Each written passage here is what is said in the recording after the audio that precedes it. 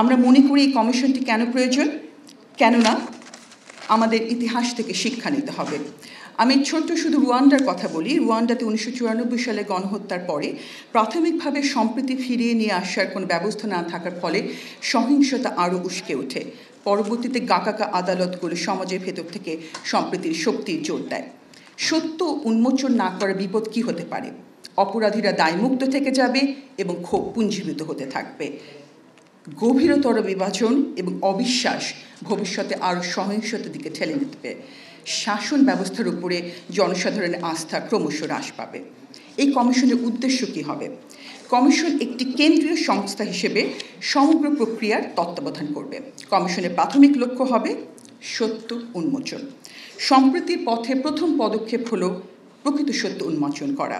কমিশনের কাজ হবে 2009 থেকে 2024 সালের মধ্যে গুরুতর মানবাধিকার লঙ্ঘনের ঘটনাগুলো সম্পূর্ণ তদন্ত এবং সে সকল লঙ্ঘনের মাত্রা, প্রকৃতি এবং প্রেক্ষাপট চিহ্নিত করা।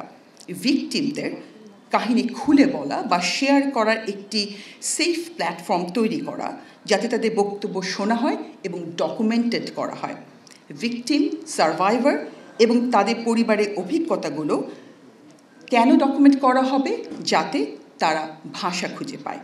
একটি অফিসিয়াল ঐতিহাসিক রেকর্ড তৈরি করা, যাতে মিথ্যা তথ্য ছড়ানোর কোনো সুযোগ না থাকে এবং বিগত সময় সম্পর্কে একটি সামষ্টিক বোঝাপড়ার সুযোগ তৈরি হয়। আরেকটি লক্ষ্য হচ্ছে ন্যায় বিচার এবং অ্যাকাউন্টেবিলিটি বাড়ানো। সম্প্রীতিকে সহজতর করা।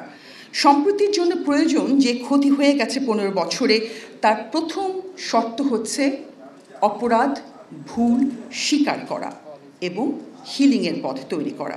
কমিশন যা করবে, যা অপরাধ হয়েছে তা এভিডেন্স, সত্য দিয়ে প্রতিষ্ঠিত করবে, অপরাধীর বিচার করবে, অপরাধ না করেও যারা বেনিফিশিয়ারি কিংবা অপরাধের সমর্থন দিয়েছে তাদের ভুল স্বীকার করার সুযোগ করে দেবে। সাংস্কৃতিকভাবে উপযুক্ত ক্ষেত্রে ভিকটিম এবং অপরাধের সমর্থনকারীদের মধ্যে সংলাপে সুযোগ তৈরি করে দেওয়ার একটি প্রেক্ষাপটে তৈরি হতে পারে। জাতীয় সম্প্রীতি নিশ্চিত করা। আমরা বিশ্বাস করি সত্য উন্মোচন, ন্যায় বিচার এবং পারস্পরিক কথোপকথনের মধ্য থেকেই সমাজে সম্প্রীতি ফিরে আসে। ভবিষ্যতে মানবাধিকার লঙ্ঘন প্রতিরোধ করা। আগামীতে এরূপ মানবাধিকার লঙ্ঘন প্রতিরোধ করার জন্য কমিশন যা করবে, মানবাধিকার সুরক্ষা, দায়মুক্তি রোধ এবং বাংলাদেশের গণতান্ত্রিক শাসন ব্যবস্থা জোরদার করার জন্য প্রাতিষ্ঠানিক সংস্কার এবং নীতিমালা প্রস্তাব করবে। এই সিটিজেজ কমিশনটি প্রস্তাব করতে গিয়ে, ড্রাফটটা তৈরি করতে গিয়ে আমরা আইডেন্টিফাই করলাম যে 2008 সালে এই ধরনের একটি কমিশন তৈরি হয়। এটাকে ট্রুথ অ্যান্ড অ্যাকাউন্টেবিলিটি কমিশন বলা হয়েছিল। ট্রুথ অ্যান্ড অ্যাকাউন্টেবিলিটি কী করেছিল বাংলাদেশে? যে সকল দোষী ব্যক্তি অপরাধ স্বীকার করেছিলেন, পরবর্তীতে তাদেরকে বিচারের সম্মুখীন করা হয়। এতে করে সেই কমিশন আস্থা হারায় এবং কমিশনের বিশ্বাসযোগ্যতা ও জনমনের নিরপেক্ষতা নষ্ট হয়। এই দৃষ্টান্ত থেকে স্পষ্ট যে ভিকটিমের মুখে ভাষা ফিরিয়ে দেওয়া সবচেয়ে জরুরি এবং তার আইনি সুরক্ষা নিশ্চিত করাও খুবই জরুরি। একটি আইনি এবং সাংবিধানিক অংশ নিয়ে আমরা প্রশ্নের মুখোমুখি হই। প্রশ্নটি ছিল যে বাংলাদেশের সংবিধানের অনুচ্ছেদের 35(2) একই অপরাধে 2 বার সাজা নিষিদ্ধ করেছে। তাই আমরা প্রস্তাব করছি কমিশনকে বিচারিক নয়, বরং তদন্তকারী বা সত্যানুসন্ধানী ব্যবস্থা হিসেবে তৈরি করা হবে। ফলে ওই সাংবিধানিক নীতি লঙ্ঘিত হবে না। মানবতা বিরোধী অপরাধের জন্য সর্বাত্মক ক্ষমাকে বাংলাদেশি আইন এবং আন্তর্জাতিক মানদণ্ড উভয় ক্ষেত্রে নিরুৎসাহিত করা হয়েছে। সুতরাং অপরাধের সম্পূর্ণ তথ্য প্রকাশ বা ফুল ডিসক্লোজার করলেই শাস্তিতে কিছু ছাড় দেওয়া যেতে পারে। অতীতের ব্যর্থতার ফলে জনমনে যে সংশয় তৈরি হয়েছে, প্রস্তাবিত কমিশনকে তা অবশ্যই কাটিয়ে উঠতে হবে এবং ভুক্তভোগী নাগরিক সমাজ এবং রাজনৈতিক দলগুলো সহ অংশীদারদের ব্যাপক সমর্থন অর্জন করতে হবে। আমি কিছু আন্তর্জাতিক মডেলের কথা বলে আমি আমার প্রস্তাবিত যেই পজিশন পেপারটি সেটি শেষ করতে যাচ্ছি। যে আন্তর্জাতিক বিশ্বে কতগুলি সফল মডেল রয়েছে, কিন্তু সেই মডেলগুলোর কিছু প্রোজ অ্যান্ড কনসও আছে। দক্ষিণ আফ্রিকাতে ব্যক্তি তার অপরাধের সম্পূর্ণ তথ্য প্রকাশ করলে সাধারণ ক্ষমা প্রদান করার সুযোগ ছিল, কিন্তু সহযোগিতা না করলে বিচার। রুয়ান্ডাতে অপরাধের প্রকাশ্য স্বীকারোক্তি আদায় এবং অনুসন্ধানের ফলাফল অনুসারে শাস্তি হ্রাসের সুযোগ ছিল, আর কলম্বিয়াতে পূর্ণ সহযোগিতার ক্ষেত্রে শর্ত সাপেক্ষে নমনীয়তা যেন সাংবিধানিক সুরক্ষা বজায় রেখেই জবাবদিহিতা নিশ্চিত করা যায়।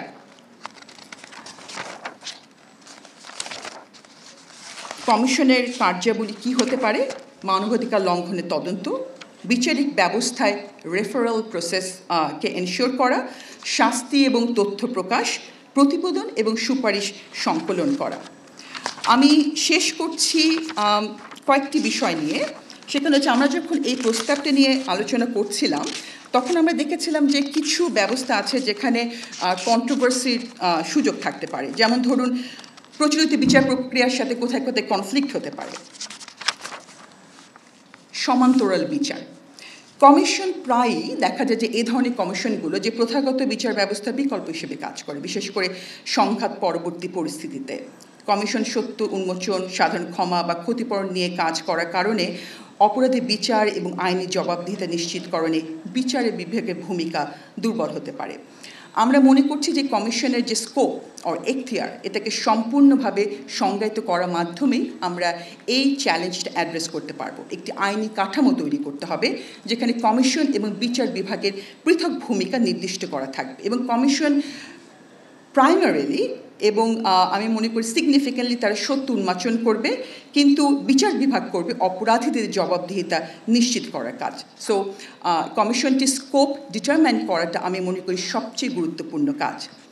আদালতের সাক্ষ্য প্রমাণের যে আইনি মানদণ্ড আছে, যেমন রুলস অফ এভিডেন্স বা জেরা, সেই মানদণ্ডে কমিশনের হয়তোবা সংগৃহীত সাক্ষ্য কিংবা প্রমাণ সর্বদা উত্তীর্ণ হবে না।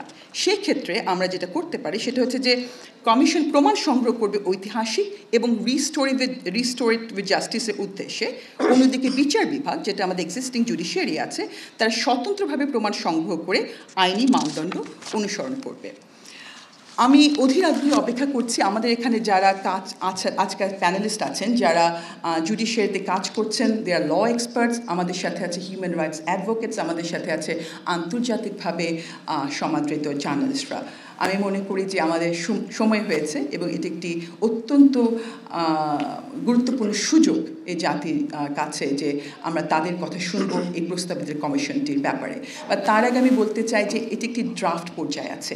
আমরা আজকে আমাদের সম্মানিত প্যানেলিস্টদের কাছ থেকে শুনব, এই ড্রাফটটি আমরা পলিশ করব এবং আমরা কোলাবোরেট করব এই বিষয়ে যারা কাজ করে তাদের সাথে। অনেক ধন্যবাদ।